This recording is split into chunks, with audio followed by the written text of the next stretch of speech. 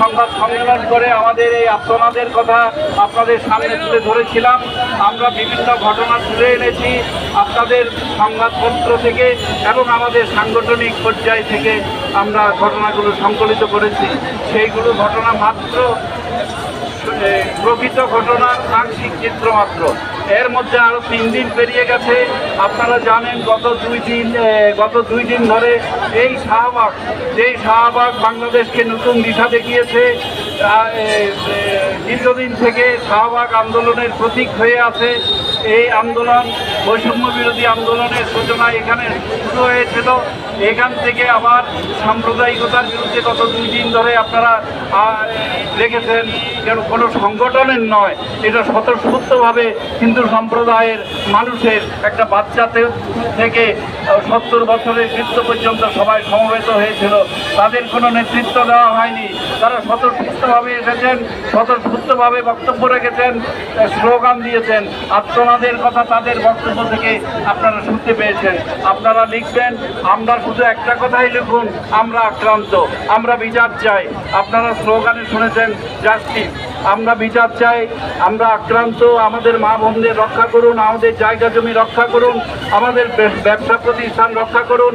আমরা অন্তর্বর্তী সরকারের কাছে, হ্যাঁ এটা ঠিক, অন্তর্বর্তী সরকারের প্রধান, মাননীয় রাষ্ট্রপতি, সেনাপ্রধান, বিভিন্ন রাজনৈতিক দল সাম্প্রদায়িক হামলার কথা স্বীকার করেছেন এবং বন্ধের আহ্বান জানিয়েছেন। কিন্তু দুঃখের বিষয় হচ্ছে গতকাল পর্যন্ত সাম্প্রদায়িক হামলা চলেছে, আজকের খবর আমরা জানি না। আমরা সংবাদপত্রের মাধ্যমে সেই চিত্র তুলে ধরার চেষ্টা করেছি। আমাদের বিভিন্ন দাবি দাওয়া রয়েছে যেগুলো আমাদের নির্মল রোজারিও তুলে ধরেছেন। কিন্তু আমি এই মুহূর্তে শুধু একটা দাবির কথাই তুলে ধরবো, আমরা আক্রান্ত, আমাদের সংখ্যালঘু সম্প্রদায় আক্রান্ত, আমাদের বাঁচান, আমাদের বাঁচাতে আপনারা এগিয়ে আসুন। আমাদের এই দেশ ছেড়ে আমরা যাব না। এই মাটি আমার, এই মাটিতে আমার জন্ম, আমার পিতামহ প্রপিতামহর সবার জন্ম। এই মাটি ছেড়ে আমাদের তাড়ানো যাবে না। আমরা মরবো, আমরা রক্ত দেব, কিন্তু আমরা এই মাটি ছেড়ে যাব না। একটা কথা দেখুন, আন্দোলনটা হয়েছিল বৈষম্য বিরোধী সমাজ প্রতিষ্ঠার জন্য, কিন্তু যাত্রাপথে সূচনাটা হয়েছে বৈষম্যের মধ্য দিয়ে। বঙ্গভবনের শপথ গ্রহণের সময় আপনারা দেখেছেন আমরা অবহেলিত ছিলাম, আপনারা দেখেছেন। কাজেই আমরা, এটা ভুল হতে পারে, আমরা জানি না এটা সংশোধন করার কোনো পথ আছে কিনা, কিন্তু আপনারা এটার বিরুদ্ধে সতর্ক থাকবেন।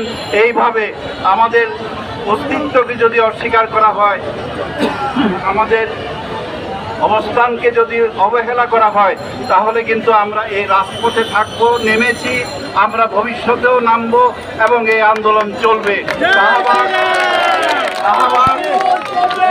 শাহবাগ পথ দেখাবে, শাহবাগ পথ দেখাবে।